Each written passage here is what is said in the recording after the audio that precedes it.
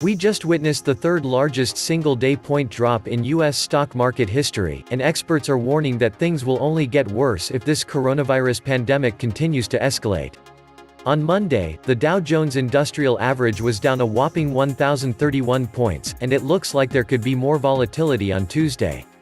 In fact, the Nikkei is already down 787 points as I write this article. Of course, this sudden decline is being mostly driven by fear of the coronavirus.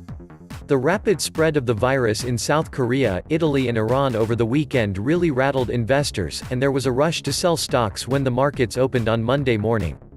And the worse this pandemic becomes, the lower stock prices are going to go. You see, the truth is that stock prices are primarily based on what investors believe the future is going to look like. For a long time, investors have assumed that the future would be exceedingly bright, and stock prices have steadily trended upwards. But a coronavirus pandemic changes everything. If worldwide economic activity comes to a standstill like we are already seeing happen in China, it is inevitable that there will be a very serious global economic downturn. And this outbreak comes at a time when stock prices have been more overvalued than they have ever been before in American history. Most stocks have been priced beyond perfection, and so it was just a matter of time before those prices started to fall. As I have explained many times before, stock prices tend to fall much faster than they rise, and the rapid decline on Monday was quite breathtaking. The Dow Jones Industrial Average closed 1,031.61 points lower, or 3.56%, at 27,960.80.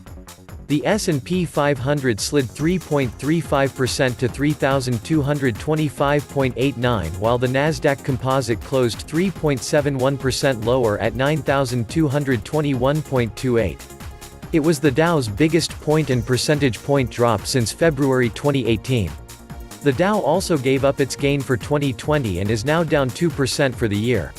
The S&P 500 also had its worst day in 2 years and wiped out its year-to-date gain as well. Tech stocks got hit particularly hard. If you can believe it, the stocks of the big tech companies lost more than $250 billion in value on Monday. Apple, Facebook, Amazon, Microsoft and Google parent Alphabet collectively lost more than $250 billion in value as part of a broader market plunge. The tech companies make up nearly one-fifth of the value of the S&P 500, which itself is down more than 3.6%. Apple has the largest exposure to China, as it relies heavily on Chinese manufacturing plants for its top products and on Chinese consumers to buy iPhones. And overall, global stocks lost more than $1 trillion in value to start the week. Of course, stock prices were so ridiculously inflated that the markets can easily absorb what happened on Monday. What really matters is what happens next. If U.S. authorities can keep this virus from spreading widely here in the United States, the impact on our economy won't be that dramatic. But if there is a widespread outbreak, all bets are off. More than a decade ago, the CBO conducted a study which examined this sort of a scenario, and what they discovered is definitely alarming. CBO did a study in 2005 and 2006, modeling the impact of a 1918-sized flu pandemic on the economy. They found that a pandemic could produce a short-run impact on the worldwide economy similar in depth and duration to that of an average post-war recession in the United States.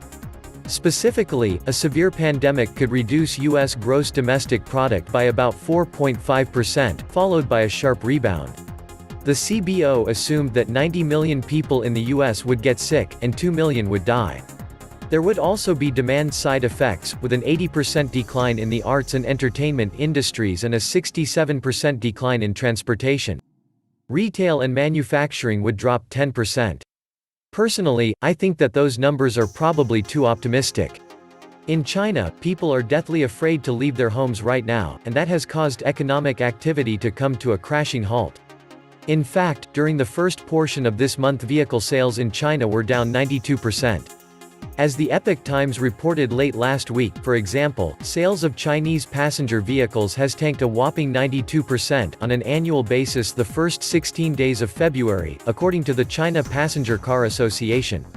Sales of passenger vehicles only amounted to 4,909 units during the first 16 days of the month, the organization reported, which fell from 59,930 vehicles sold over the same period a year ago. These are the first figures to demonstrate just how hard the Wuhan coronavirus is hitting the world's largest auto market.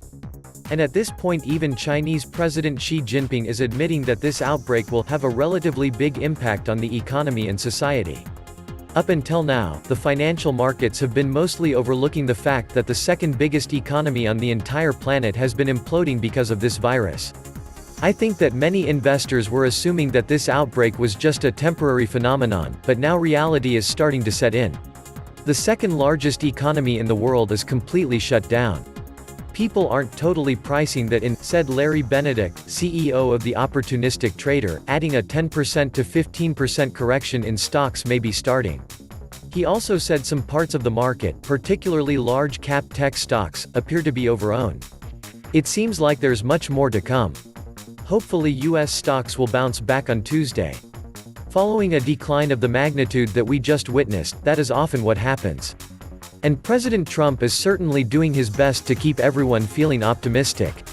The following is what he tweeted on Monday. The coronavirus is very much under control in the USA. We are in contact with everyone and all relevant countries. CDC and World Health have been working hard and very smart. Stock market starting to look very good to me. Hopefully President Trump is correct. And hopefully he is also correct when he claims that this pandemic will start to subside once warmer weather arrives. But so far this mysterious new coronavirus is winning the battle, and investors all over the globe are really starting to freak out.